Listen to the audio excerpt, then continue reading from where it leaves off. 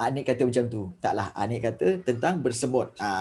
Kena tanya pada Anik. Maknanya Ah, benda tu dia kena selalu semua reset sebab semua selalu datang benda tu. Macam tu lah. Benda tu manis macam tu lah. Nik, aku spring kau dulu, kata tak? Cuba, cuba. Tu sweet lah maknanya si Mei. Sweet gitu. Sweet. Aduh. Sweet lah macam tu. Sweet sampai bersemut. Ah, sampai bersemut. Semut pun datang kan, semut kan suka yang manis-manis. Sebab tu kalau selalu kat dalam kelas ni, how to lempang online. Okey, baik. Sabar Ashraf, sabar. Okey. Selalunya kalau yang bersemut ni biasanya dia akan datang kepada orang-orang seperti Aida, seperti Aina Nur Sabrina, seperti Aisyah Nur Maisara ke, ataupun Dini Hazira ke kan, ataupun Emira. Dia memang suka pergi ke sana. Semut suka pergi ke dia orang ni. Kan? Tak tahu kenapa. Kena tanya dia orang lah. Okey. Bukan gula ke? Okey. Aduh Syimir. Aduh. Semut suka Dini ya. Sebab Dini sweet sebab Dini sweet. Macam gula. Macam tu lah. Itu maksudnya Syimir. Okey. Sebab dia orang ada diabetes. Janganlah kau. Kan? Selang sebulan 2 bulan nanti kena potong kaki. Dah. Okey. Okey.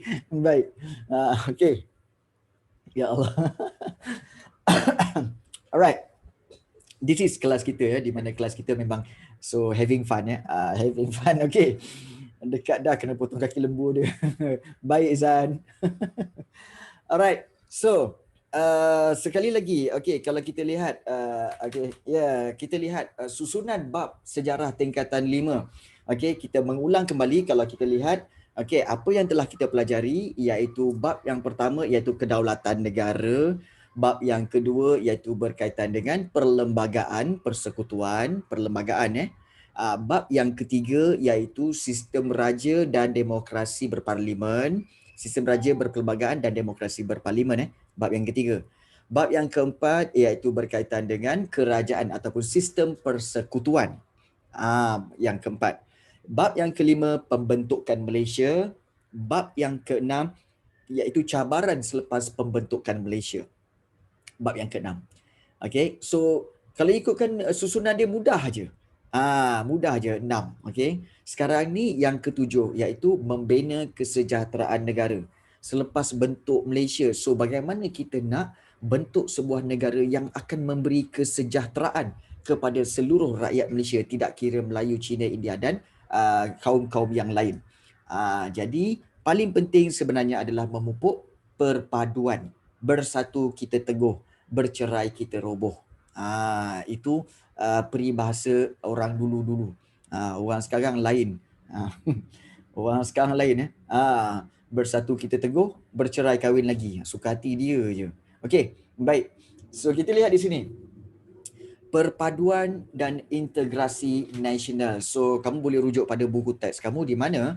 Okey, kita lihat di sini bahawa pembinaan negara Malaysia ni memang berasaskan kepada perpaduan kaum dan juga integrasi nasional. Dan inilah menjadi asas kekuatan negara kita. Yang terdiri daripada rakyat berbilang kaum. Harus diingat bahawa negara kita sangat berbeza daripada Jerman, Itali. Kalau kamu lihat, kalau kamu ingat lagi, semasa tingkatan 4 dulu, iaitu bab 2 revolusi keagungan, dan juga kalau kamu ingat lagi konflik dunia kan, di mana mereka nak membentuk negara itu berasaskan bangsa mereka je, iaitu nak bentuk negara bangsa Jerman saja. Lepas tu nak bentuk negara Itali, bangsa Itali je. So mereka tak nak terima bangsa-bangsa lain ataupun kaum-kaum lain. Jadi asabiah semua. Jadi berbeza dengan Malaysia. Malaysia ni sebab rakyat berbilang kaum. Jadi perpaduan sangat penting. Jadi itu yang kita kena buat, iaitu kita kena kekalkan. So apakah itu maksud perpaduan dan integrasi nasional? Kedua-dua ini adalah konsep yang saling berkait rapat, so melalui dua proses yang berbeza dan ianya berteraskan ataupun bercirikan perlembagaan persekutuan dan prinsip rukun negara. Maknanya ni sini, perpaduan kaum dan integrasi nasional ini, kedua-dua ini perlu berasaskan perlembagaan. Apa itu perlembagaan? Iaitu undang-undang tertinggi negara kita. Jadi kalau kita nak bersatu padu, kita kena berasaskan perlembagaan, iaitu antara perlembagaannya, iaitu kita kena sama-sama setuju bahawa ketua negara yang di-Pertuan Agong.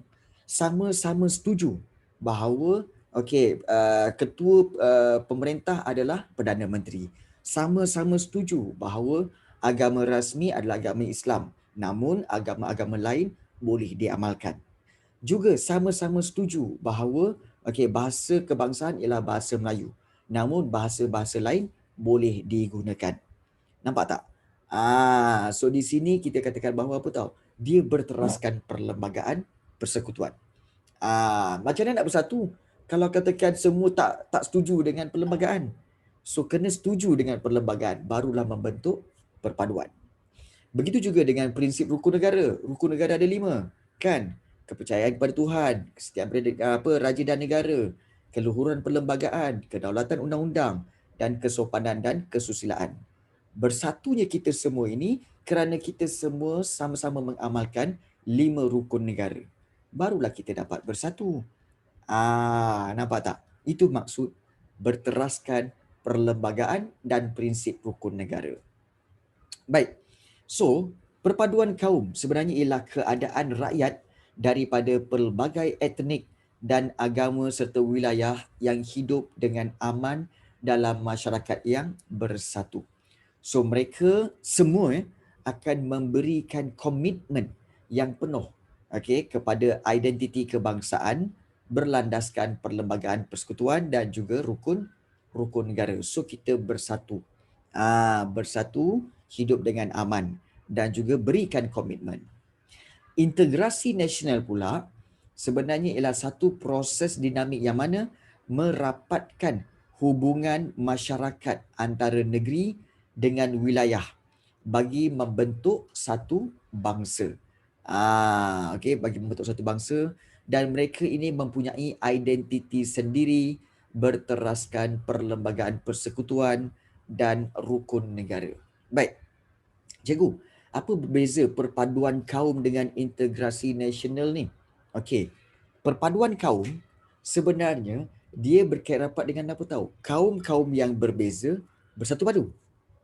Integrasi nasional pula sebenarnya adalah masyarakat antara negeri-negeri yang berbeza tu bersatu membentuk satu bangsa. Dan mungkin kamu akan bertanya, kenapa cikgu perlukan integrasi nasional? Kenapa perlu nak membentuk hubungan antara negeri dengan negeri apa semua ni? Kenapa? Ada masalah ke? Sebenarnya untuk pengetahuan kamu, back to the tahun 1800 dan sebelum-sebelum tu lagi, sebenarnya negeri-negeri Melayu ni sangat tinggi semangat kenegerian dia. Sangat tinggi. Iaitu kalau orang negeri Kelantan memang tak bercampur dengan orang Terengganu. Orang Terengganu tak boleh jumpa orang Kelantan. Kalau jumpa bergaduh. Orang Perak tak boleh berjumpa dengan Selangor. Kalau jumpa bergaduh. Orang Penang, ya betul. Itu yang berlaku. Maknanya apa tahu? Semangat kenegerian tu sangat kuat. Sampai tak nak bercampur dengan orang-orang daripada negeri lain. Betul. Jadi integrasi nasional ni adalah tujuan dia untuk apa tahu? Satu proses merapatkan hubungan masyarakat antara negeri. Antara negeri-negeri ni nak dirapatkan supaya tidak ada apa tahu? Tidak ada semangat kenegerian tu. Betul. Kalau kamu tahu kalau kamu tanya datuk nenek kamu orang dulu cakap apa? Kalau orang Kelantan kan, mu orang Kelantan. Orang Kelantan kena kahwin dengan orang Kelantan je. Orang Ganu kena kahwin dengan orang Ganu je. Orang Johor kena kahwin dengan orang Johor je. Nampak tak? Bila tiba-tiba, betul. Tapi bila katakan tiba-tiba orang luar daripada Kelantan nak kahwin dengan orang Kelantan, semua orang marah. Dia kata apa? Kenapa nak kahwin dengan orang luar tu? Kan? Betul. Jadi itu dulu. Okey, itu dulu. So selepas merdeka, so sifat tu dah tak ada. Sifat tu dah tak ada dah, dah berjaya dihapuskan. Berjaya dihapuskan. Jadi ya betul. Tapi itu memang semangat kenegerian dulu sangat tinggi. Patutlah mak ayah saya Kelantan. Okey, baik. Okey, memang betul. Sebenarnya mak ayah saya Kelantan. Okey, sebenarnya orang Kelantan masih kuat lagi pegangkan pada apa tahu? Kalau mu nak kahwin, mu kahwinlah dengan stakemate ataupun kahwin dengan orang satu negeri. Jangan kahwin dengan orang luar. Itu memang sampai sekarang.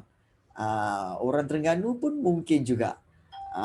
Jadi ya, tapi rugilah kan. Rugilah sebenarnya. Rugi sebenarnya. Okey. Ada orang datang. Tak ada. Okey. Baik.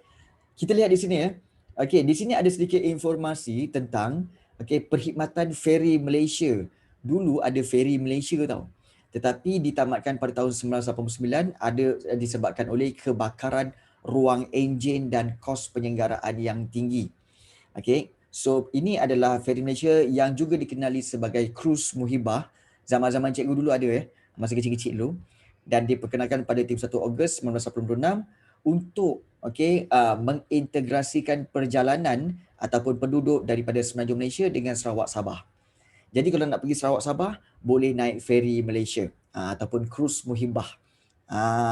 Okey. Jadi malangnya tak sempat nak dikekalkan kerana kosnya yang tinggi. Kosnya yang tinggi ya. Okey. Nama mantap. Ya, nama memang mantap dulu ada kawan cikgu seorang pernah kawan cikgu seorang bekerja dalam feri Malaysia. Kawan cikgu seorang pernah bekerja dalam feri Malaysia sebagai pemain drum. Sebab dalam tu ada show. Ada stage lah. Okey. So dia akan pergi mana daripada Malaysia pergi ke Sarawak Sabah. So dalam perjalanan tu akan diberi hiburan dan makanan semua lengkap lah. Besar lah, memang besar. Tapi dia tak macam sekarang. Sekarang ni ada juga lagi kan, iaitu Star Cruise. Betul, Star Cruise. Sekarang ni Star Cruise. Okay. Alright. Baik. Ya, memang dia pergi Sarawak Sabah je. Arah akhirat gitu. Dia muhibah tu maknanya kasih sayang sesama insan. Tapi lupa kasih sayang dengan akhirat. Lupa. Okey. Baik. Okey. Baik. So itu berkaitan dengan perpaduan dan integrasi nasional. Gitu. Asal dia berkata asal dia, ya betul, hibah. Baik, kita lihat latar belakang hubungan kaum. Okey, sebenarnya kalau kita fikirkan balik, kenapa sebenarnya kaum-kaum kita jadi begini? Semuanya kerana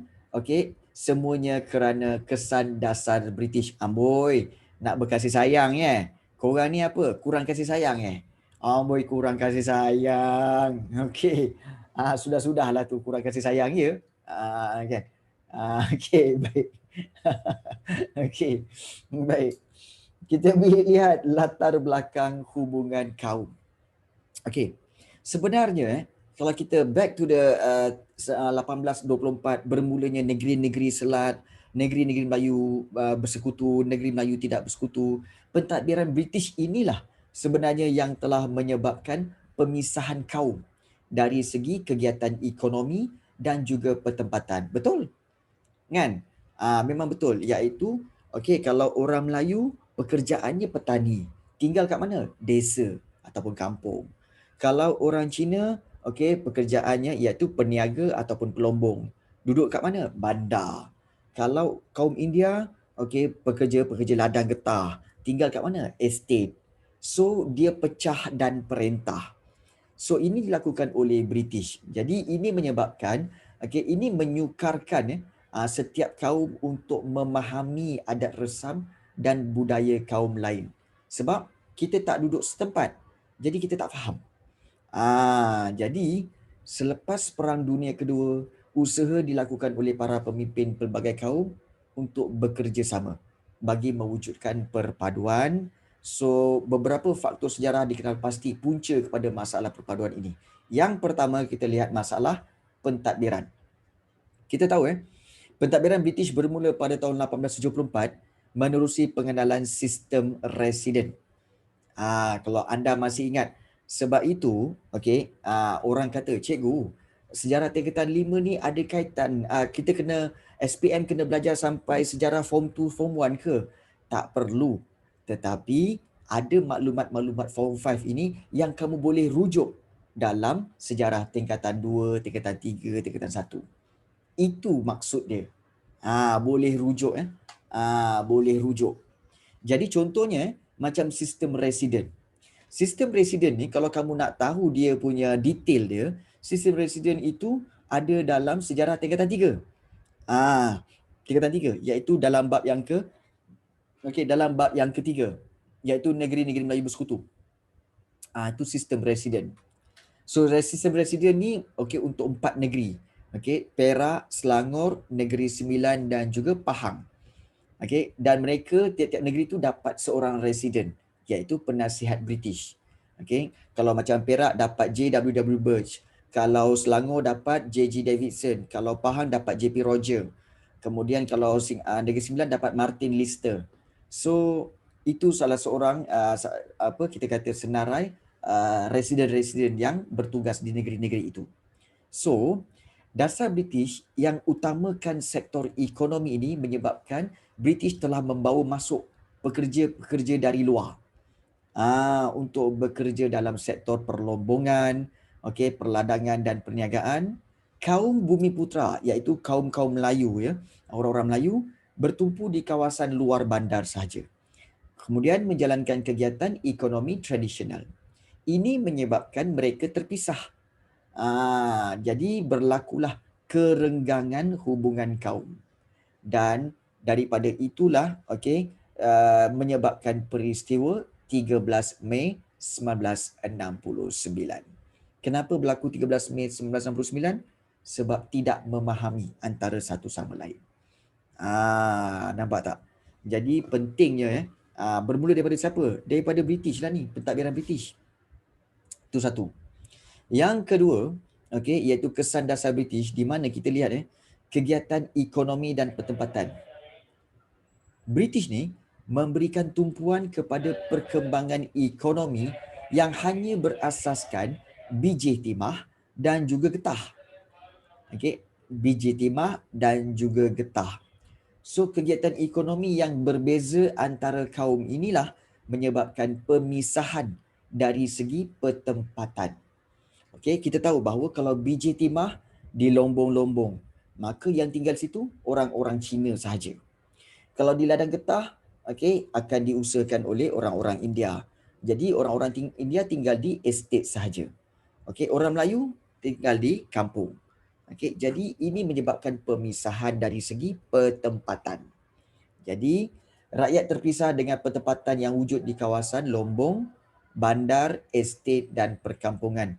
Ini menyebabkan setiap kaum kurang berinteraksi antara satu sama lain, lalu mewujudkan jurang ekonomi yang tidak seimbang.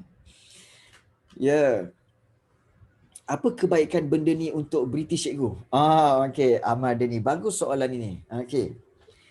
Harus diingat Ahmad Dani, bila British mengamalkan dasar pecah dan perintah begini, bermakna tiga-tiga kaum ini, iaitu Melayu, Cina dan India, tidak akan bersatu. Bila tidak akan bersatu, mereka lemah. Bila mereka lemah, mereka tak akan melawan penjajah. Nampak tak? Nampak tak? Ya, betul. Kalau bersatu, mereka akan bersatu menentang penjajah. Tapi kalau dipecahkan, mereka tak akan bersatu. Tak percaya cuba korang tengok katakan kalau korang ada 3 orang adik. 3 orang adik. Korang pisahkan mereka seorang satu bilik. Dan kemudian korang tanya dia apa yang dia orang nak. Kan? Mesti tiga-tiga minta benda yang berbeza. Tetapi bila korang keluarkan mereka, letakkan satu tempat, korang tanya pada tiga-tiga adik-adik tu serentak. Korang nak apa? Bila seorang tu kata, saya nak aiskrim, yang lain-lain pun ikut. Kami pun nak. Nampak tak? Bersatu je kat situ. Itu contoh yang paling mudah. Bila diletakkan satu bilik, mereka akan bersatu. Tapi bila letak asing-asing, mereka akan minta benda yang berbeza-beza, pemikiran yang berbeza. Yes, itu contoh paling kecil lah. Contoh paling kecil. Paling simple kalau kamu nak faham. Pecah dan perintah. Pecahkan dan perintah. So, itu memberi keuntungan kepada British. Tetapi kepada kita, kita tidak dapat membentuk tidak dapat membentuk perpaduan. So itu pentadbiran, kegiatan ekonomi dan pertempatan yang berbeza. Kemudian sistem pendidikan, Allah kan. Sistem pendidikan ni kalau kita lihat sama je. Iaitu dasar pentadbiran British ini menyebabkan wujudnya apa? Sistem pendidikan vernacular.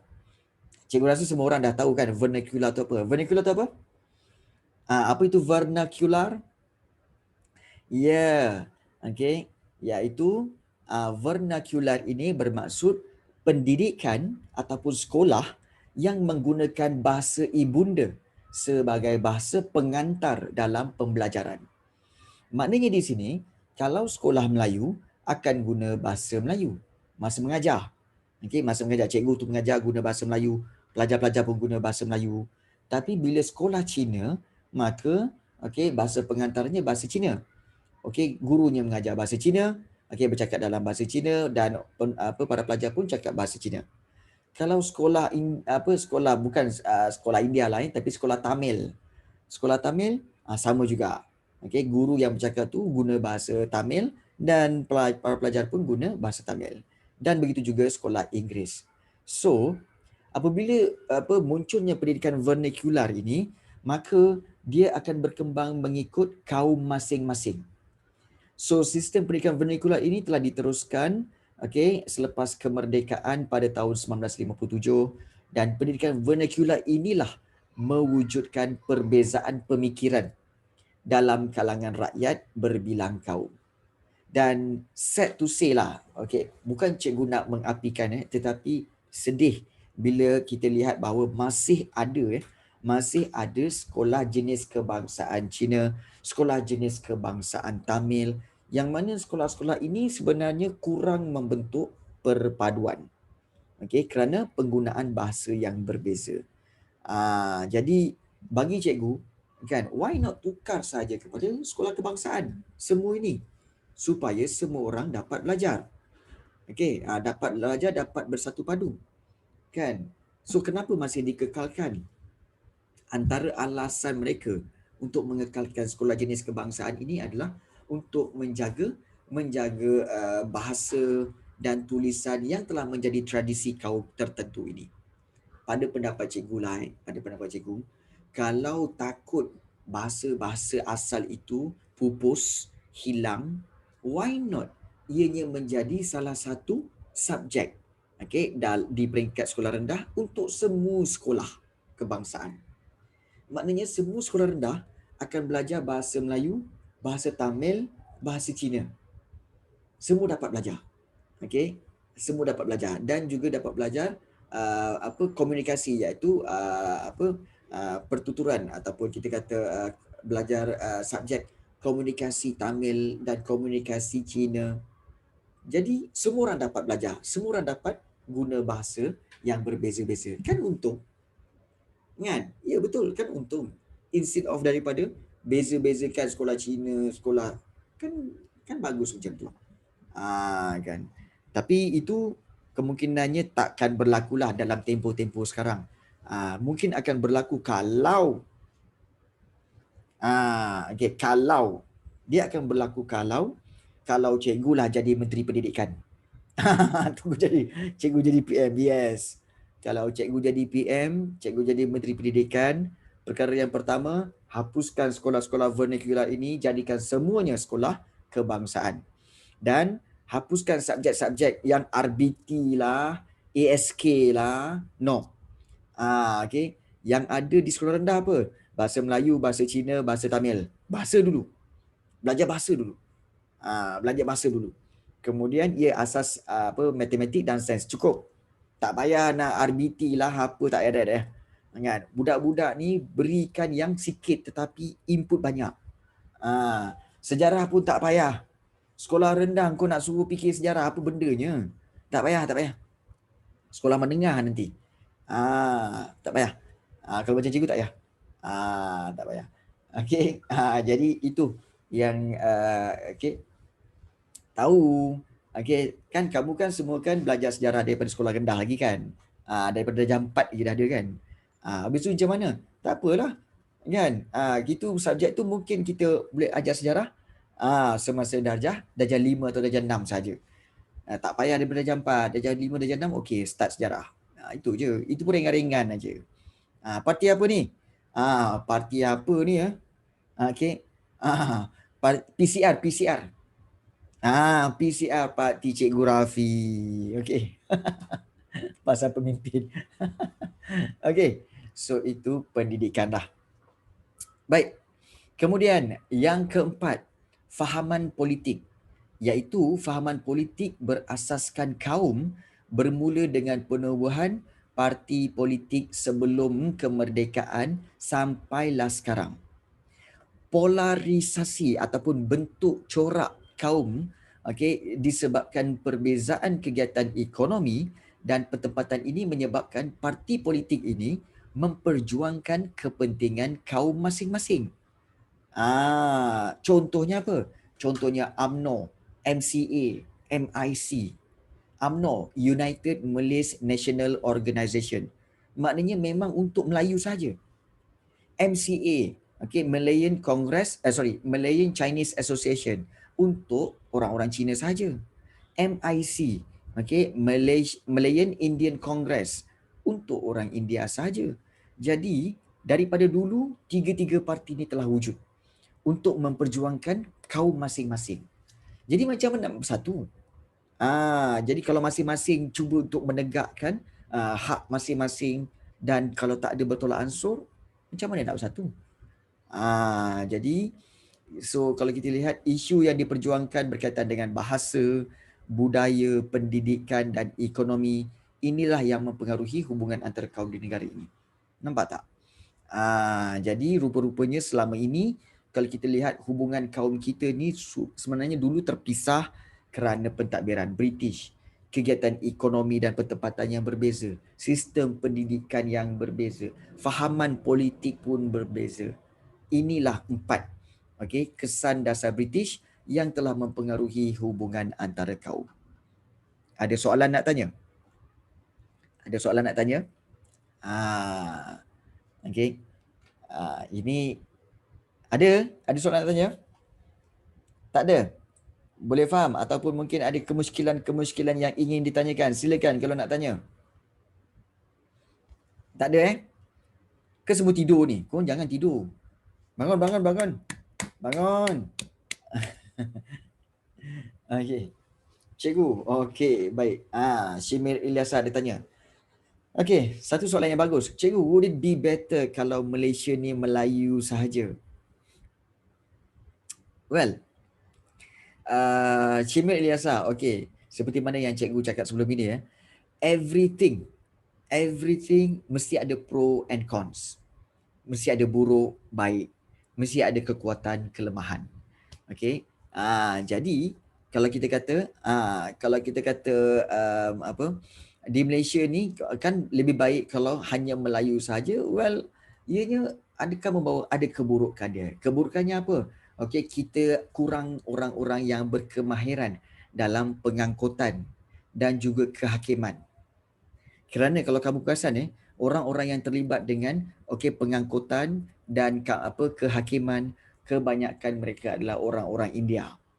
Tak percaya cuba kamu tengok dekat mahkamah. Yang jadi lawyer kebanyakannya India. Okey.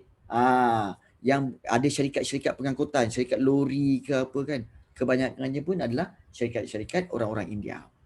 Itu satu.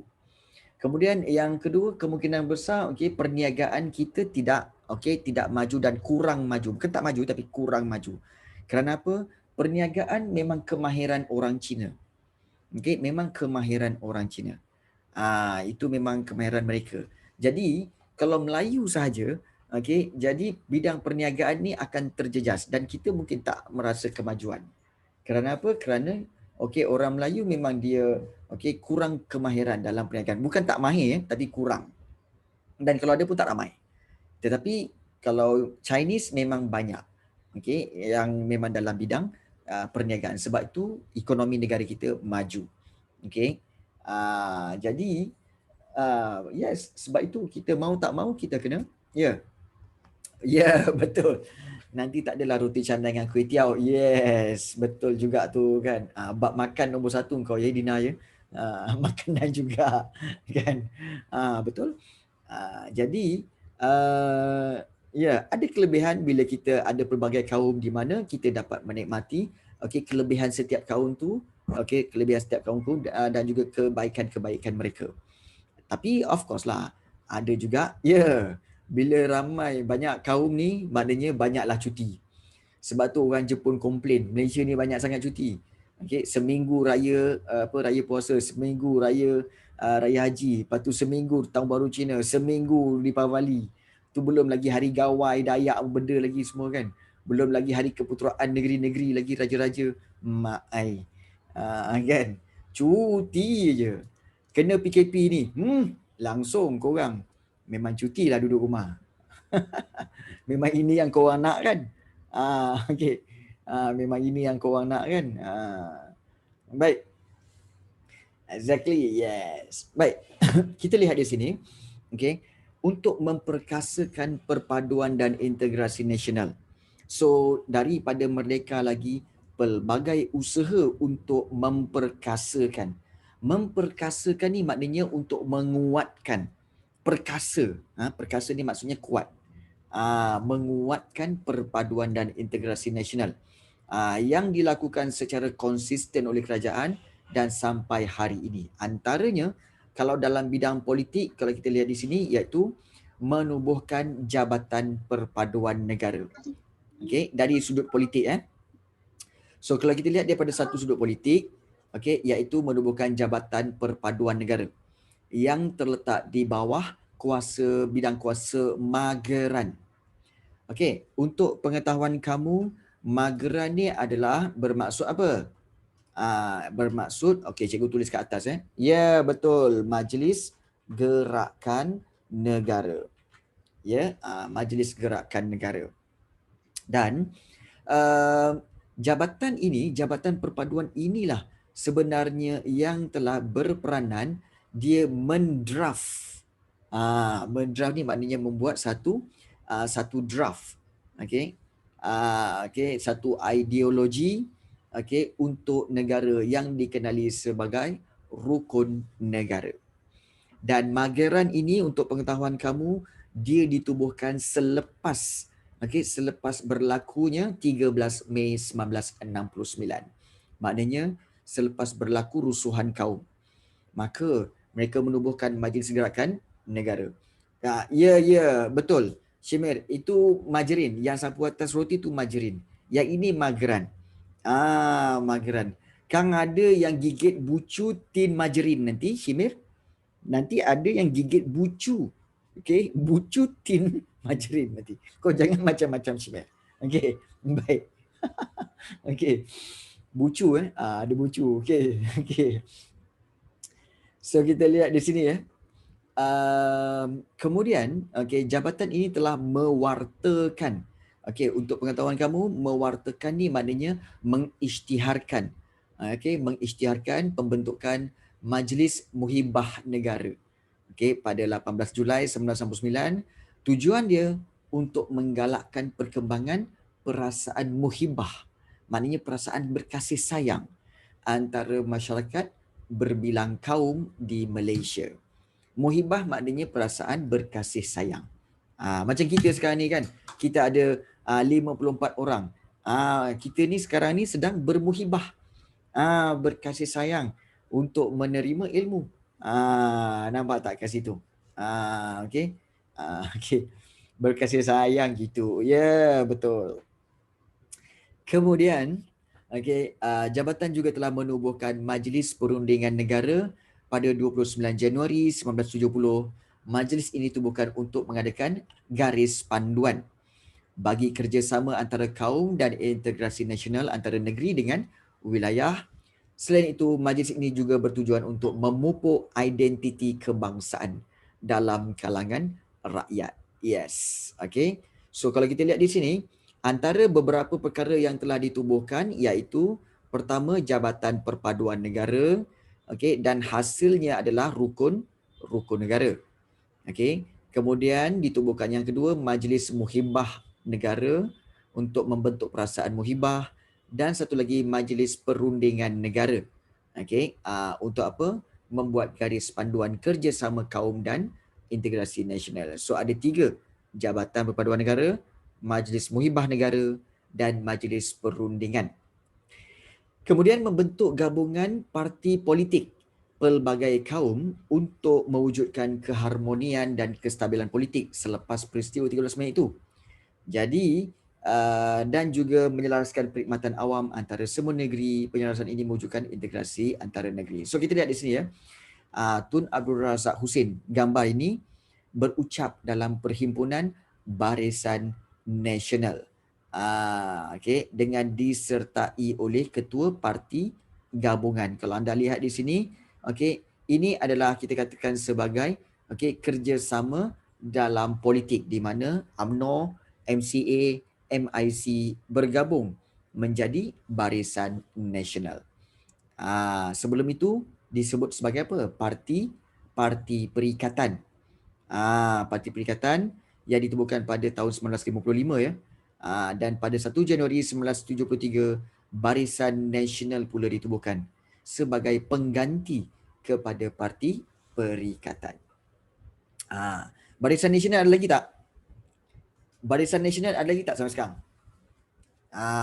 Ada kan? Ada lagi. Ada lagi.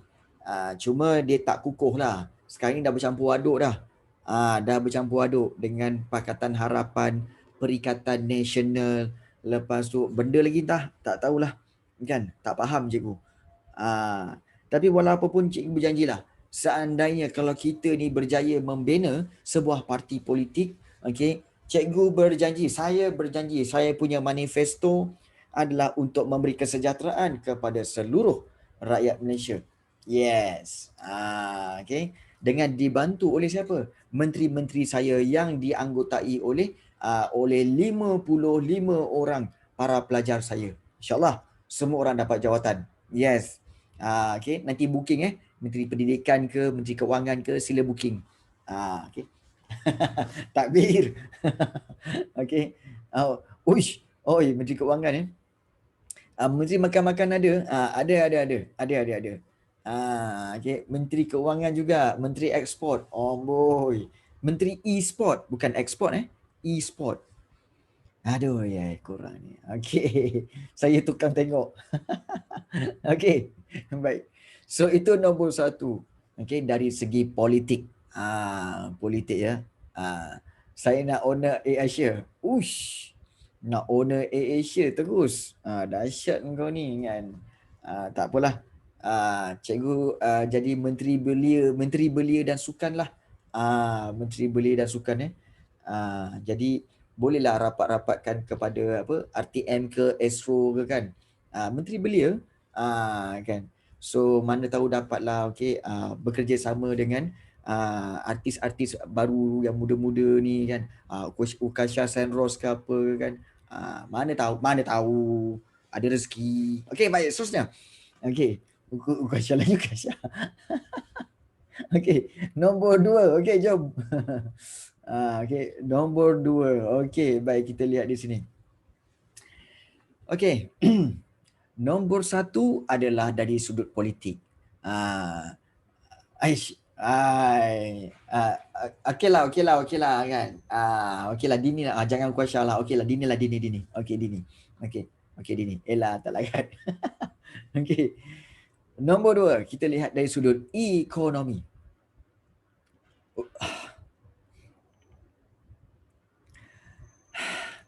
Kau ni kan Cimir.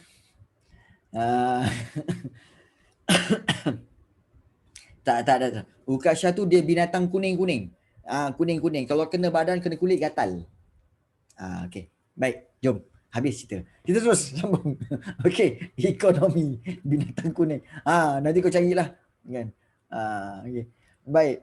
So ekonomi, siada lawa macam tu kuning-kuning lah. Mantap. Okay. Dari sudut ekonomi kita lihat rancangan pembangunan 5 tahun Malaysia yang memberikan tumpuan kepada pertumbuhan ekonomi semua kaum. Dan dari sudut ekonomi inilah kita lihat Malaysia telah memperkenalkan beberapa dasar pembangunan ekonomi. Okey. Dasar pembangunan ekonomi ini iaitu antaranya dasar ekonomi baru, okey, dan juga dasar pembangunan nasional DPN. Ini adalah dasar-dasar pembangunan. Okey, dasar pembangunan.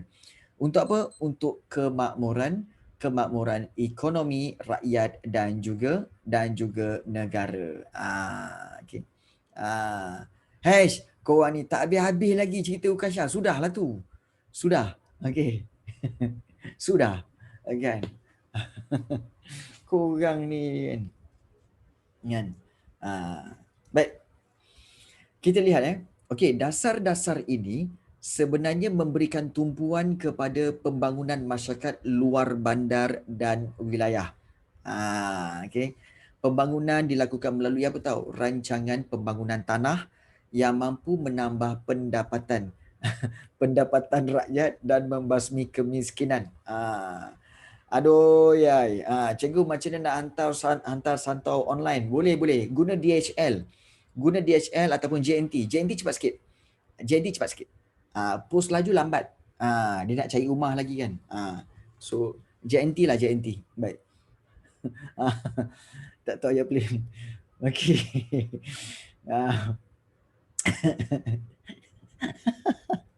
Okey, laju sikit COD. COD boleh juga. Cash on delivery. Boleh. Baik. Sudah. Aduh ya korang ni. Okey. Baik. So beri tumpuan kepada pembangunan masyarakat luar bandar dan wilayah. Kemudian memajukan bidang perindustrian dan perdagangan dengan memperkenalkan zon perindustrian bebas seperti di Bayan Lepas, Pasir Gudang dan juga di Pelabuhan Kelang. So di sini kalau kita lihat dari sudut ekonomi kerajaan telah memperkenalkan zon-zon perindustrian bebas, maknanya zon-zon kawasan perkilangan yang bebas. Untuk apa? Untuk supaya boleh menjalankan perindustrian, menjadi pusat perindustrian. Selangor paling banyak ada zon perindustrian bebas di mana? Iaitu di kawasan Petaling Jaya pun ada, Shah Alam pun ada, Pelabuhan Kelang pun ada. So banyak. Selangor memang banyak. Dan oleh sebab itu berlakunya penghijrahan penduduk luar bandar. Luar bandar ke bandar berlaku disebabkan apa? Peluang pekerjaan yang terbuka luas kepada semua kaum. Dan ini mempercepatkan proses integrasi. Kalau dulu, kalau kamu fikirkan macam mana kerajaan nak, kan cikgu ada naikkan satu isu di mana ada semangat kenegerian kan.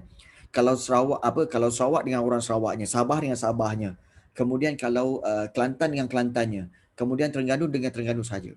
Tetapi apabila kerajaan memperkenalkan kawasan-kawasan perindustrian, contohnya di Bayan Lepas, Pulau Pinang, ataupun di Shah Alam, ataupun di Pelabuhan Kelang, maka ramai penduduk-penduduk daripada negeri Kelantan, negeri Terengganu, Sabah, Sarawak semua datang ke Selangor dan mereka dapat bekerja di sini.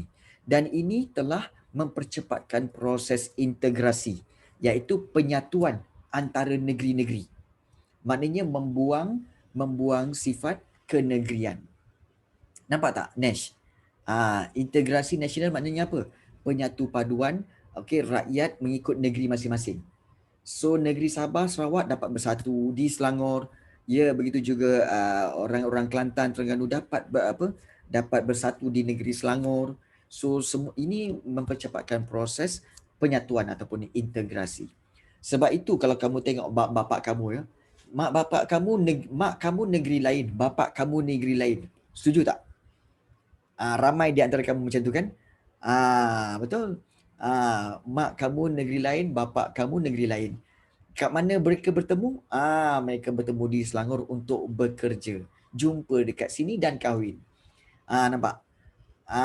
Mak saya Perak, ayah saya Sarawak. Betul.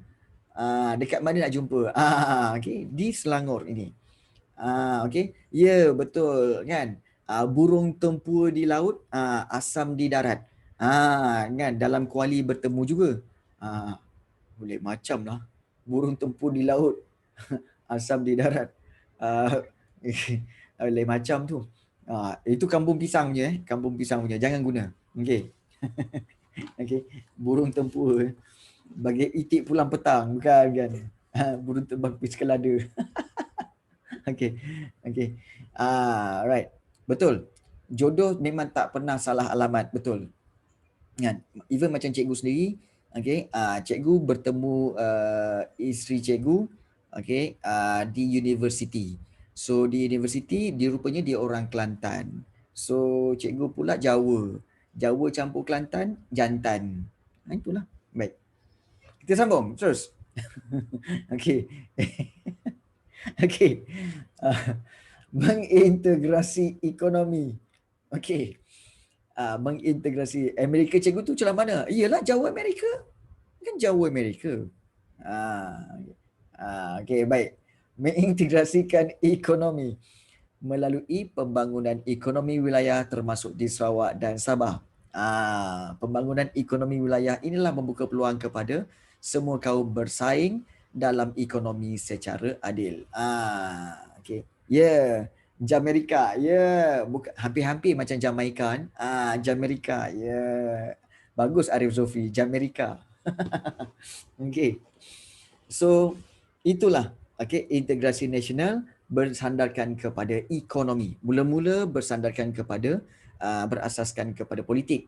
Yang kedua, berdasarkan kepada ekonomi dengan rancangan pembangunan 5 tahun dan dasar-dasar yang diperkenalkan. Bolehlah tu.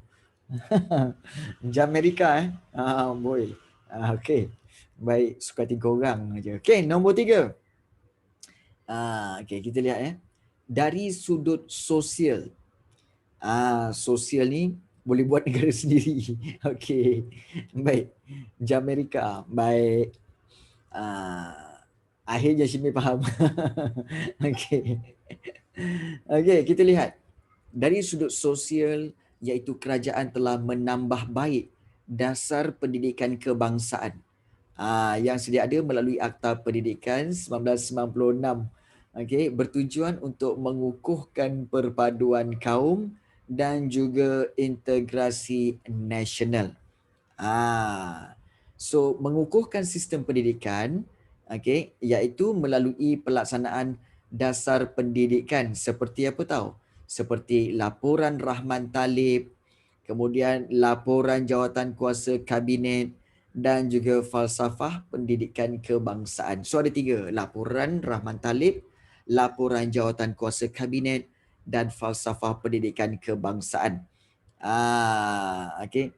Okay, baik. Sistem pendidikan kebangsaan ini dapat melahirkan rakyat yang patriotik dan mempunyai semangat cinta akan negara. So ini dikatakan sebagai sosial, dasar pendidikan kebangsaan. Okay, untuk apa? Untuk mengukuhkan sistem pendidikan ini supaya dapat lahirkan rakyat yang patriotik dan mempunyai semangat cinta akan negara. Kemudian memperkasakan atau menguatkan bahasa Melayu sebagai bahasa kebangsaan melalui pengenalan Akta Bahasa Kebangsaan. Di mana kita lihat penubuhan UKM. Okay, UKM ni adalah Pusat Ilmu dan Peranan DBP, okay, bagi menyebarluaskan penggunaan bahasa kebangsaan. Jadi langkah ini dapat melahirkan masyarakat yang mempunyai satu identiti bahasa yang sama. Yes, bahasa yang sama. So kita lihat di sini ramai di antara kita yang sebenarnya keturunan Cina ataupun keturunan India. Anda memang bebas untuk menggunakan bahasa Tamil ataupun bahasa Mandarin. Tak ada masalah. Tetapi bila kita bersama, kita harus menggunakan bahasa Malaysia sebagai satu identiti. Macam cikgu juga. Cikgu boleh bercakap bahasa Jawa. Jadi bila bercakap dengan kamu kena guna bahasa Malaysia lah.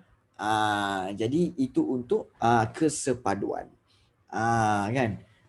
Jadi kan even though kan ngomongin sitik-sitik wae, even though ngomongin sitik-sitik wae, nak dia jadi boleh lah kan. Boleh lah. Baik. Wes semangat cikgu. Yes, Wes. Wes. Kan. Baik. Menggalakkan pengamalan satu kebudayaan kebangsaan yang dapat membentuk identiti bangsa Malaysia yang bersatu padu. Amalan satu kebudayaan kebangsaan. Kamu tahu tak satu amalan kebudayaan kebangsaan yang telah membentuk identiti bangsa negara kita? Iaitu apa tahu? Iaitu pemberian angpau. Kamu tahu tak angpau ni sebenarnya yang diamalkan oleh kaum Cina semasa perayaan Tahun Baru Cina. Tetapi apabila dibawa kepada orang perayaan orang Melayu dan juga India, maka sedikit demi sedikit amalan orang Cina tu iaitu memberi wang, memberi angpau tu kepada anak-anak semua telah dijadikan satu identiti bangsa semua di Malaysia ni. Semua orang time raya semua bagi. Kan even orang Melayu pun. Kamu tahu yang sampul angpau tu sampai tahun 1991 ke 92, sarung ampau tu tak pernah wujud. Tak pernah wujud sarung ampau tu. Yang ada sebelum tu, kalau duit raya, dia orang bagi cash je. Duit 50 sen, 20 sen, bagi macam tu je. Nah. Okey, tak ada. Sarung tu tak ada. Back to 1990s ke 1991, baru ada start sampul duit raya tu. Jadi tapi kaum Cina memang dah ada sarung-sarung tu daripada awal lagi. Jadi itu amalan yang telah menjadi satu identiti bangsa kita. Jadi bila dia orang kata bila dapat duit ampau tu, ada bunyi cik macam tu kan. Alah, shilling. Ya ke dia give candies bagi candies dalam angpau. Tak bersemut ke? Kan? Mau bersemut candies tu nanti. Kan? Jadi lain macam. Jadi di sini kita lihat pengamalan satu budaya kebangsaan, kemudian menggalakkan pelibatan dalam sukan sebagai medium ataupun alat untuk mewujudkan semangat kekitaan dan perpaduan dalam kalangan rakyat pelbagai kaum. Sebab itu kalau kita lihat, semua kaum harus melibatkan diri dalam sukan. Untuk apa? Untuk mewujudkan semangat kekitaan. Maknanya semangat inilah sukan kita. Inilah untuk negara kita. Pelibatan. Bagus Indina Tamia. Tiba-tiba dia tanya. Saja cikgu nak tengok ada yang bertanya ke tak? Baik. Kamu tengok perkataan dalam buku teks kamu tu, dia tulis pelibatan. Pelibatan ke penglibatan?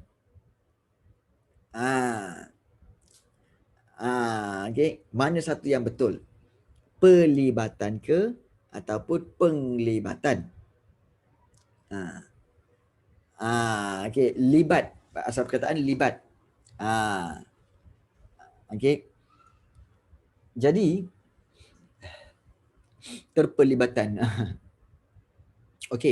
So kita ambil satu contoh macam mana kita nak tahu betul ke tidak? Senang je. Kita tengok asal perkataan dia libat.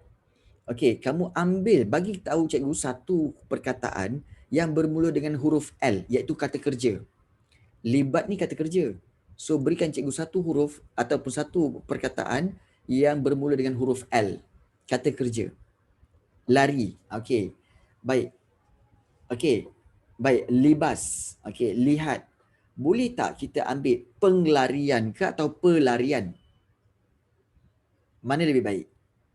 Betul. Penglibasan ke ataupun pelibasan? Nampak tak kalau ambil libas? Jadi libas. Jadi di sini jadi kalau lihat penglihatan itu sebenarnya lihat itu bukan kata kerja, itu kata sifat kan lihat tu. Lihat tu kata kerja ya ke? Kan. Libat ni kata kerja tau. Kata kerja, involve. Ketonton. Yelah. Tonton lah. Okay. Jadi sebab itu menggalakkan pelibatan. Lempang, pelempangan. Dia tak penglempangan, betul? Pelempangan. Dia tak penglempangan, betul? Okay. Jadi cikgu yakin betul lah tu pelibatan. Okay. Lempang, tak ada lempang siapa-siapa lah kata kerja. Lemas, pelemasan ataupun penglemasan, kan? Pelemasan lah, betul kan? Jadi itu okey, bagus. Ya, betul, lerai, bukan pengleraian tapi peleraian, betul tak? Peleraian. Ya, betul, pelibatan ni betul. Sekarang subjek BM ke? Okey, ya. Kita apa, berkongsi-kongsi kemahiran, berkongsi kemahiran, insyaallah. Okey. Ya, betul. Penglibatan tu kiranya sebenarnya salah. Dia maknanya ejaan lama yang sebenarnya salah. Ya, salah. Banyak. Contohnya macam kalau kamu ingat lagi kan, contohnya perkataan seperti kereta api. Okey, sekarang ni dah pecah dua jadi kereta api. Kan? Dulu kereta api sambung je. Sekarang kereta api. Dia banyak perubahan lah. Dia dah standardizekan balik. Standardize. Okey. Baik. Kemudian dari sudut sosial juga, iaitu untuk memperkenalkan rukun negara sebagai tunjang kesetiaan rakyat berbilang kaum terhadap bangsa dan negara. Maknanya kereta api tu apa? Okey. Baik. So kereta tu terbakar kan. Okey. Dah. Kau tanya lagi pelik-pelik kan? Kan? Aku bagi juga kan apa kasut saya setuju nanti. Dah. Okey. Baik. Rukun negara sebenarnya adalah tunjang kesetiaan rakyat. Maknanya kalau orang tanya, okey, kenapa kamu setia kepada negara? Kamu berbilang kaum, kenapa kamu, bagaimana kamu setia kepada negara? Okey, kami setia kepada negara melalui rukun negara. Iaitu apa? Kami akan percaya kepada Tuhan. Kami akan percaya kepada setia kepada raja dan negara. Okey, keluhuran perlembagaan, kami hormati keluhuran perlembagaan. Okay, kami hormati kedaulatan undang-undang dan kami mengamalkan kesopanan dan kesusilaan. Nampak tak 5 tu? Jadi amalan inilah menjadi amalan semua rakyat Malaysia dan ini adalah tunjang kesetiaan rakyat. Jadi itu sebenarnya tentang kesetiaan rakyat. Okay, penting tu untuk kamu ya. Jadi pelbagai usaha yang dilakukan secara berterusan ini dapat memantapkan hubungan rakyat berbilang kaum di negara ini. Dan sebagai rakyat Malaysia, kita perlu menghargailah kepentingan menjaga perpaduan serta keharmonian kaum demi kestabilan politik, negara dan juga kesejahteraan sosial. Okey. Jadi itu yang kita pelajari pada hari ini dan 7.2 nanti kita akan sambung sebab apa? 7.2 adalah tentang dasar pendidikan. Dasar pendidikan ni kena satu hari yang khas. Kalau tidak nanti kamu pening. Okey. Dasar pendidikan ni banyak. Dia banyak dia punya laporan Rahman Talib, kemudian kajian Amiduddin Baki, kemudian jawatan kuasa kabinet, kemudian juga falsafah pendidikan. Memang banyak. Jadi akta pendidikan lagi. Uish, memang banyak. Ya, silakan kalau nak tanya apa-apa. Ya, betul Afiq, banyak fact. Betul, banyak fact. 1 2 3 banyak fact. Betul. Ya, silakan. Dina nak tanya apa? Yes. Okay, cikgu nanti fly high bulan Julai di kelas baru yang cikgu nanti cikgu ajar apa terus. Oh, tak ada sejarah tingkatan 5 dekat playlist. Apa pula tak ada? Ada. Okay, ada. Edina Damia, okay. Dalam YouTube cikgu ada sejarah tingkatan 5 dekat playlist. Ada. Memang ada. Nanti kamu cek balik. Okay. Sebab dia dah banyak sangat. Dia ada sejarah form 1, form 2, form 3, form 4, form 5. Kemudian geografi form 1, form 2, form 3. Kemudian ada ekonomi form 4, form 5. So dia terlalu banyak. Jadi ya. Okey, memang ada. Okey. Oh, Syah Hatijah ulang 5-6 kali ya. Amboi, 5-6 kali. Okey, perbezaan antara live dengan yang dalam YouTube tu sebenarnya adalah kalau live dalam YouTube tu memang tidak ada yang intro awal tu, lagu-lagu tu memang tak ada. Itu memang tak ada. Okey, itu memang tak ada. Sebab apa? Sebab kalau cikgu naikkan apa yang intro tu juga, okey, mungkin cikgu akan kena ni ya, copyright. Sebab lagu-lagu yang peringkat awal tu memang ada copyright dia. Okey, memang ada copyright dia. So itu jadi satu masalah lah. Okey. Cikgu tak ajar Geo Form 5, mohon maaf. Geo Form 4, Form 5 cikgu tak ajar. Ekonomi je. Okey, ekonomi Form 4, Form 5 je cikgu ajar. Okey.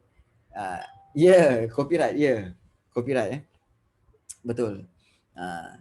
Kenapa video-video tak boleh komen? Bagus. Okey, kerana video-video yang cikgu letakkan dalam YouTube channel cikgu adalah video untuk pembelajaran. So cikgu settingkan untuk kids. So sebab apa? Sebab kalau komen, okey, benda ni apa tahu, macam mengajar. Kau nak ambil tak nak sudah. Kau jangan nak komen-komen. Dia macam tu.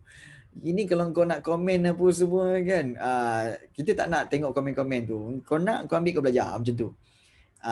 Kan. Ini bukan komen cik, sebab yang mengajar tu pun bukan artis. Kan? Yang mengajar tu pun bukan artis. So kau nak komen apa? Lainlah kalau macam yang mengajar ni Nelofa ke kan, ataupun apa? Yalah kena jadi artis dulu lah cikgu. Okey. Oh ya ke? Alamak. Cikgu artis di hati kamu ya. Boy. Okey. Tak apa. Okey. Nilofa. Okey, jangan sebut. Oh, okey, baik. Okey, macam cikgu pernah cakap, okey, cikgu bukanlah orang yang hebat, bukan. Tetapi mengingati, okey, mengingati guru kamu ketika peperiksaan akan membantu kamu menjawab soalan. Betul? Setuju tak? Betul. Okey. Sebab pelajar-pelajar yang dulu KBSM tu memang diorang pernah buat. Diorang pernah buat So bila diorang tengah jawab soalan tu, peperiksaan tu, tiba-tiba stuck. Okey, masa diorang trial, diorang stuck. Kemudian diorang teringat muka cikgu ketika mengajar. Dia ingat muka cikgu macam mana cikgu mengajar apa semua kan. Tiba-tiba datang idea dan dia tulis. Dan dapat. Dan dapat. Ya. Jadi mengingati wajah guru itu memang betul. Ingat intro cikgu je dah boleh. Okey, dah boleh dapat tak juga kan. Ya. You are tak adalah kan, cikgu orang biasa-biasa. Okey, baik. Shirley Zeti tanya. Okey. Okey, ya, tak apa.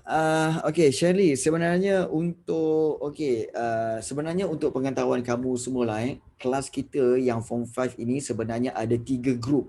Sebenarnya yang akan bulan 7 nanti jadi 2 grup balik.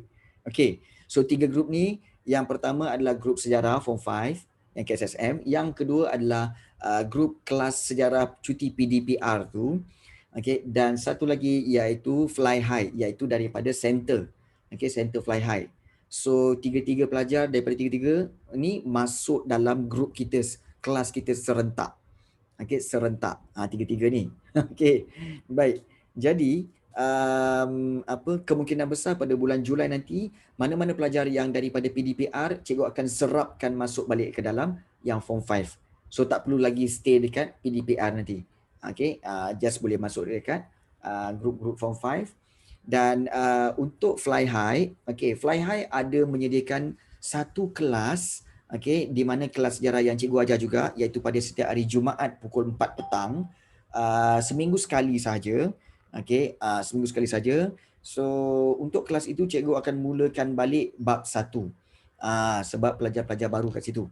So cikgu akan mulakan balik bab 1, dan itu untuk pelajar-pelajar barulah daripada Fly High tu. Untuk kamu semua, cikgu akan ulang balik nanti bila selepas habis bab 7, 8, okey, dan kemudian bila habis 9, 10, dan kemudian kita akan ulang balik bab 1. So don't worry. Kamu just follow je track ni. Okey, follow je track ni. Nanti cikgu ulang balik. Cikgu ulang balik macam tu ya. So follow je. Baik. Okey, cikgu nanti ambil vaksin lagi sekolah ke? Saya tak sabar nak jumpa Tijak. Aish, kau ni. Okey. Baik. So, ada soalan lain berkaitan dengan apa yang telah kita pelajari ini. Okey. Okey. Okey, iaitu apa yang kita belajar pada hari ini iaitu berkaitan dengan dua perkara, iaitu yang pertama perpaduan dan integrasi nasional. Okey, sila make it clear bahawa perpaduan kaum maksudnya perpaduan antara kaum-kaum di Malaysia. Integrasi nasional maksudnya adalah proses rapatkan hubungan antara negeri dan wilayah-wilayah di Malaysia. Nampak tak perbezaan dia? Nash, tadi kamu tanya kan? So nampak tak perbezaan dia, Nash? Iaitu perpaduan kaum dengan integrasi nasional. Nampak itu perbezaan dia. Integrasi nasional untuk perpaduan, untuk merapatkan hubungan negeri dengan wilayah. Tapi kalau perpaduan kaum adalah untuk kaum-kaum. So itu dua perkara yang ingin dicapai dalam bab ini. Okey. Kemudian yang kedua iaitu kita lihat latar belakang hubungan kaum, bagaimana terbentuknya kaum seperti ini sekarang di Malaysia kerana kesan dasar British. Iaitu kesan dasar British ni dari sudut apa? Dari sudut 4 perkara, iaitu pentadbirannya, memperkenalkan sistem residen dan sebagainya. Kemudian yang kedua, kegiatan ekonomi dan pertempatan yang berbeza. Yang ketiga, iaitu sistem pendidikan yang berbeza, iaitu sistem pendidikan vernakular. Dan yang keempat, iaitu fahaman politik, di mana politik-politik, parti politik diwujudkan berasaskan kaum. Jadi sebab itu menyebabkan hubungan kaum ni menjadi bermasalah. Baik. Dan itu semua kesan dasar. Kemudian, bagaimana untuk menguatkan perpaduan dan integrasi nasional? Iaitu kita lihat ada 4 cara, iaitu dari sudut politik, dari sudut ekonomi, dari sudut sosial. So ingat daripada sudut politik, ekonomi, sosial. Dari sudut politik, iaitu mewujudkan Jabatan Perpaduan Negara, Majlis Muhibah Negara dan juga Majlis Perundingan Negara. Dan yang terakhir, menggabungkan parti politik menjadi barisan nasional. Barisan nasional. Itu politik. Dari sudut ekonomi, iaitu melakukan rancangan pembangunan 5 tahun. Iaitu menggunakan dasar ekonomi baru dan dasar pembangunan nasional. Dan kedua-dua dasar ini memberi tumpuan kepada pembangunan luar bandar dan juga memajukan perindustrian dan perdagangan. Supaya apa? Supaya para penduduk boleh berhijrah dari luar bandar ke bandar dan akan mewujudkan integrasi ekonomi serta integrasi nasional. Itu dari sudut ekonomi. Dari sudut sosial, iaitu dasar pendidikan yang diperkenalkan, dasar kebangsaan, kemudian juga iaitu memperkasakan bahasa Melayu sebagai bahasa kebangsaan, dan amalan satu kebudayaan kebangsaan. Supaya apa? Supaya rakyat semua dapat untuk bersatu padu. Jadi itulah 3 cara bagaimana untuk memperkasakan perpaduan kaum dan integrasi nasional dari sudut politik, ekonomi dan juga sosial. Soalan. Ya, ada apa-apa nak tanya? Silakan. Orang suruh tanya kau berburak yang korang ni kan. Baik. Ada apa-apa nak tanya? Ya. Saya Shimon tanya soalan bodoh, please. Buat palalah Shimon. Okey. Ya, ada soalan. Lebih baik kau tanya sebelum aku tembak. Baik kau tanya sebelum aku tembak. Cepat. Pistol dah keluar dah ni. Baik kau tanya sebelum aku tembak. Okey. Okey. Lepas satu apa? Halo, tersekat tau. Tapi boleh tembak lagi boleh tembak lagi. Ya. Aduh, okey. Aduh guys. Alright. Kita tahu memang banyak yang masuk air dalam kelas ni. Cikgu tahu bahawa hari ni korang ada PDPR Okay, so PDPR korang ada hari ni. So macam mana? Okay, so ke berbosankan ataupun penat ke? Penat lah ni semua ni. Mantap okeylah. Ya penat. Sebab tu kita santai-santai aje kita santai-santai aja. Semangat sikit. Penat duduk depan laptop. Betul penat penat. Cikgu hari ni sehari suntuk tak nak duduk pun depan PC ni, tak nak duduk depan laptop pun. Kan penat. Okey. Cikgu, kenapa bulu hidung tumbuh sampai terkeluar hidung? Kerana orang yang membiarkan bulu hidung dia terkeluar adalah orang yang tidak menjaga penampilan diri. So sebaik-baiknya dia kena cabut. Apa susahnya? Okey, betul. Jaga penampilan diri. Ya Izan, silakan. Tak sakit ke? Dia tak sakit, tapi nak nangis lah.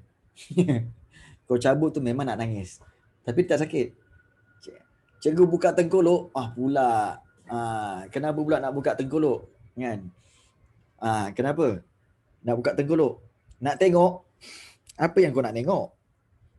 Cih, korang rugi. Apa yang kau nak tengok? Sorry, rambut panjang.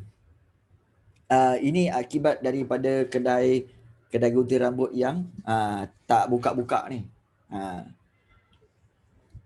Kronologi maknanya kamu kena susun ikut peristiwa tu dulu. Okey. Okey. Macam okey. Okey. Kalau kami semua dapat A, cikgu botak. Kau orang dapat A ke banyak-banyak ke, apa kaitan dengan cikgu? Korang dapat A sebab kehebatan korang, bukan kehebatan cikgu. Okey. Ni duta shampoo mana? Okey. Ini sebenarnya daripada shampoo Mary Kay. Mary Kay. Beserta siram. Beserta siram. Okey, satu lagu untuk anda. Sebelum kita mengakhiri kelas kita, kita ada satu lagu untuk anda semua. Okey. Okey. Okey. Minumlah susu cap junjung. Ya. Ini Awi. Kita try jadi Awi lah Apa kena hari ni kan? Kita rekod. Okey. Kalau kamu ingat Awi dia macam ni. Tak sanggup lagi aku mendengar kisah lalu. Awi. Keganasan menghantui diriku.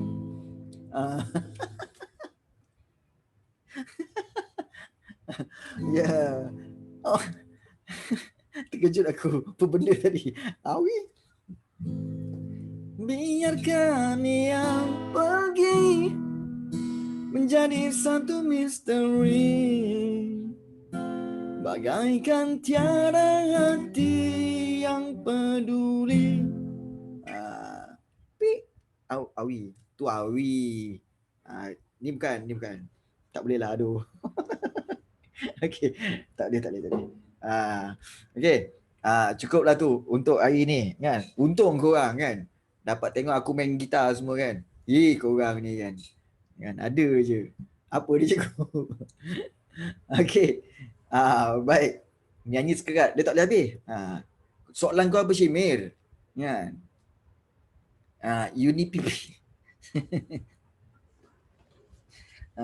Tak apa. Next class nanti kita akan cuba untuk nyanyi lagu Baby Shark Dudu Baby Shark Dudu. Okey, Baby Shark Dudu. Okey. Kucing cikgu warna bulunya apa? Warna bulunya ya. Dah ambil kita dah. Okey, cikgu soalan Syimir. Cikgu, kucing cikgu warna bulunya apa? Kau ni ngomong betul-betul ngomong Jawa ni. Kucing cikgu warna bulunya apa? Bulunya warna apa? Bulunya warna kelabu. Warna grey gitu. Grey gitu. Okay. Lagi satu, warnanya keputih-putihan. Ya, keputih-putihan. Orang Jawa ngomong Jawa ni white. Putih tu kan white. Ngomong Jawa ni white. Gitu. Kelas kau. Oyin ke cikgu? Tak ada oyin. Apa itu makan giling ke?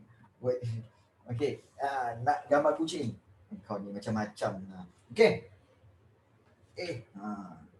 Cikgu audio. Okey, so itu saja pada hari ni. Okey, kita jumpa lagi. Okey. Kita jumpa lagi guys. Okey. Jangan tengok lama-lama. Nanti Karang tak boleh tidur nanti. Okay, jangan tengok lama-lama. Tak boleh tidur nanti. Okay, bye. Assalamualaikum. Bye. Baik, Cikgu Awi. Thank you. Thank you, cikgu. Okay, There bye. you go. Okay, Thank sama you, bye. cikgu. Bolok saya takut ingat perempuan. Cik, dandan lah kau Zan. Okay, Assalamualaikum. Okay, salam dah. Thank you, cikgu. Sama-sama. Okay, bye Dini. Sorry cikgu cakap Awi tadi. Oh, ya. Okay. Oh, jadi Awi Kau lah kau Danish. Shime mana Shime? Shime mana Shime? Shime tak payah. Shime dia masuk air. Izan try lah. Suruh Shime pula. Izan nak buat. Dini mana Dini? Dini tak boleh, Dini tak boleh. Dini dia tak boleh nyanyi. Kalau dia nyanyi kan Siti Nurhaliza tak boleh cik makan. Lama tak Bukan cikgu. Boleh lah, ya Allah. Oh boleh Oh okey. Yo, tak boleh lah. Saya tak boleh? syair je. Oh sae-sae gitu. Sae-sae pun boleh. Sae-sae pun boleh. Okey. Okey. Aduh ya. Okay, cikgu. Okey sama Dinesh. Ya, masih ya. Okey Zan. Assalamualaikum. Salam tu.